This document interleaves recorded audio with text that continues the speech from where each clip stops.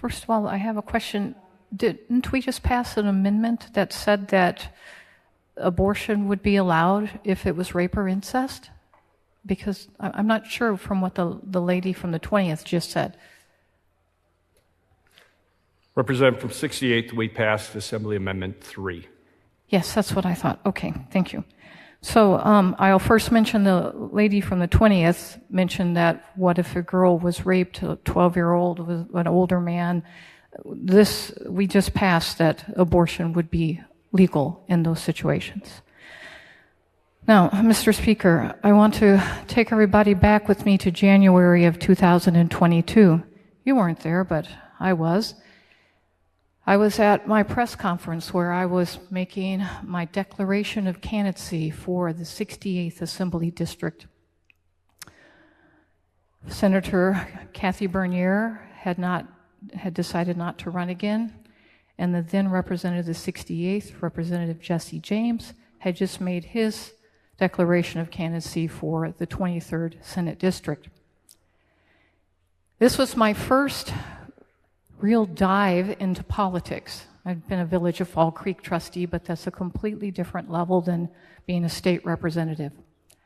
And I remember the press grilling me. And one particular reporter kept pushing this question. If you have a personal conviction about something, and a bill comes to the floor, but the people you represent have a different view than yours, what are you going to do? Are you going with your view, or are you going with the people that you're supposed to be representing? I said, I will definitely go with the people that I'm representing. He says, yeah, they all say that. That was the end of that interview. Summer 2022 comes. Roe versus Wade is overturned by the Supreme Court of the United States of America. When that happened, I was overwhelmed. I remember crying for half a night because I knew that if I won my primary and I won a seat in this assembly, that there would be a decision that would have to be made on abortion because it had all been put back into the state's lap. And it would be upon me, and there would be a day that I would stand on this floor, and here it is, today, January 25th, 2024. And I cried because what does Karen Hurd personally believe? She believes in the sanctity of life. She believes that an unborn child is a human being and that we have a responsibility to protect life. That's what I believe. This would be so simple. I am so in favor of women's rights and women to make whatever health decisions they want. I want everybody to make their own health decision. But here's the conundrum in this. There's another life involved. If there wasn't another life involved, this would be so easy. But who stands up for the child? Who stands up for the human being that's being murdered? And I cried that night because I knew I would stand and raise my hand and make an oath to uphold the Constitution of the United States of America and the Constitution of Wisconsin. And that would mean that I would represent the people of the 68th Assembly District.